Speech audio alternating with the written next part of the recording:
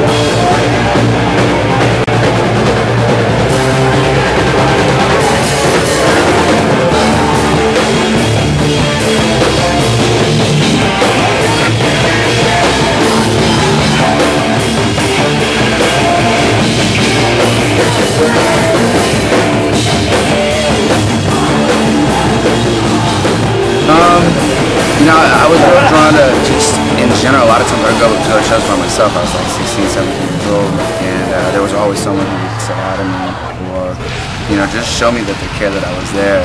And there was always at least one or two people who would remember my name. It just really made me feel welcome, and it wasn't everyone, obviously. There were always like pricks and stuff that were just dicks, but like, you know, just kind of taking care of one another. I think sometimes that obviously gets lost, you know, in the shuffle. But the music obviously was something that attracted me to it. I wasn't straight edge, but I was straight edge, you know. It was kind of how I am still. I've never really claimed straight edge, but you know, I don't drink or do drugs or do any of that. So there's just, you know, just little things like that. And like I said, the music too was something where I was listening to like Strung Out and No Effects and whatever, and it was like kind of a natural progression into that too. So, you know, the issue of growing up in a hardcore band and, you know, different life stages, coming up in your mid-20s.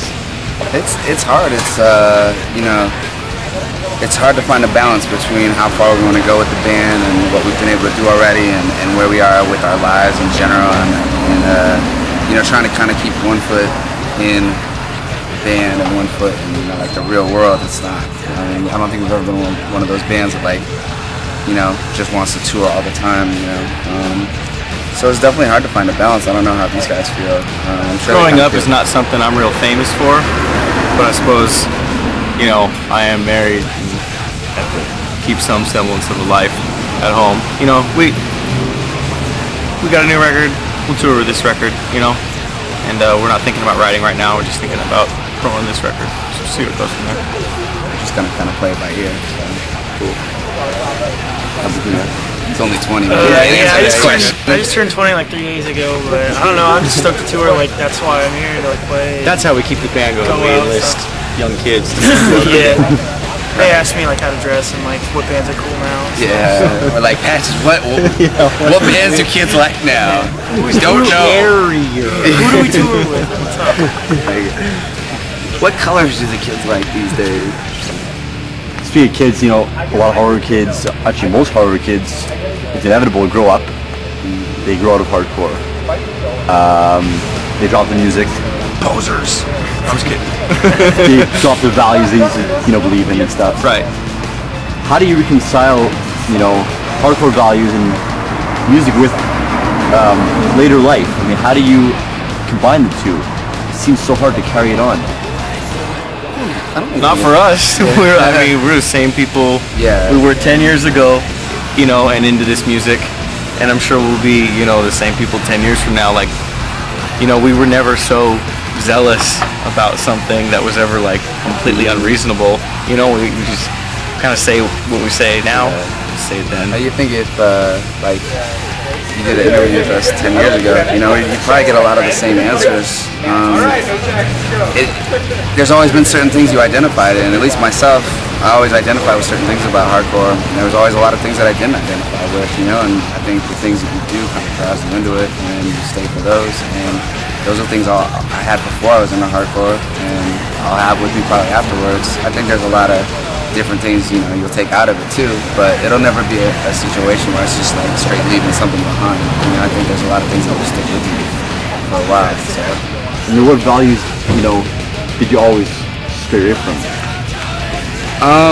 Besides alcohol and drugs. You know, there's just, I think the opposite of that. You know, I see a lot of people judging and just really putting people like just writing people off before, you know, the whole.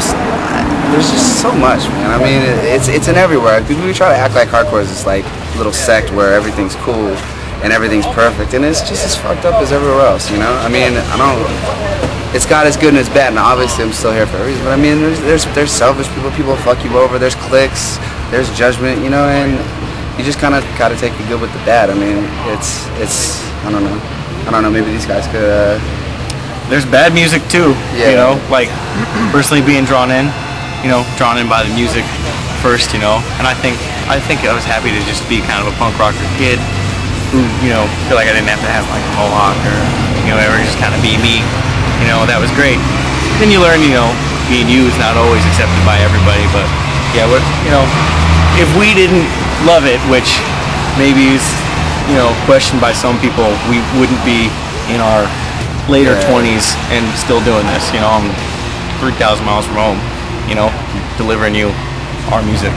We wouldn't have just paid like $400 to get across the border, you know, like it wouldn't be even, it would be something that would be real easy to just not do. So, yeah.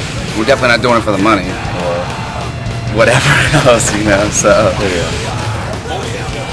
Any good Mikey Hood stories to offer? Every Mikey Hood story. Oh, jeez. Well, I don't want to like sign my own death sentence, but we've got a few. Well, give us a couple. Or one. Oh man, maybe talk about. I mean, you could elaborate on the one. I mentioned one in the interview I did with Kirby. The time he kicked that thing in nuts. Remember that? I can think of a few times. Just tell one of them. Jeez. We're big Hood supporters. So are we. Yeah. Like to stay that way. Yeah. You're promoting his band this way. Think of it that way. So. The famous story when I was like coming up was, and I didn't even know, this was even before I had met Mike Hood or anything, I envisioned him as this huge dude because the story I had heard is he beat up a Del Taco either employee or security guard with a bean burrito. And I was terrified of this dude. And he's like this tall, right? And he's, you know, whatever, he's built well or whatever, but I'm going to shows, I'm like, where's Mikey Hood? I was looking for him in the hoods. I was like, which one is it? I assumed he was the singer. I was like, he doesn't look that tough. And they're like, no, he's the guitar player. It's like, he didn't beat anybody up with a bean burrito. Get the fuck out of here. And I'm not going to go ahead and confirm or deny that story, but it's entirely possible. Yeah. I saw him sidekick someone through the door of Del Taco. Like, you gotta understand, this door is like sticks, so it's hard to initially get open. This guy, twice his height. Mike sidekicks this guy, it hits the door opens up, flies through the door, then there's railing, and the guy topples over the railing. This guy is twice his height, gets up, runs, and then Mike jumps over and he's like, get him! So we're all just like, we're like, okay. So we're down the street and like in his above this world voice, he's like,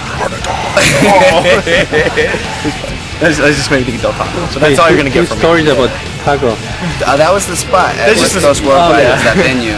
And after the show, you go to Del Taco's 24 hours. And it was kind of like, it wasn't in like the hood. It was just not in the best part of the neighborhood, you know. So there was always some like crackheads or something coming through. So there was always interest something.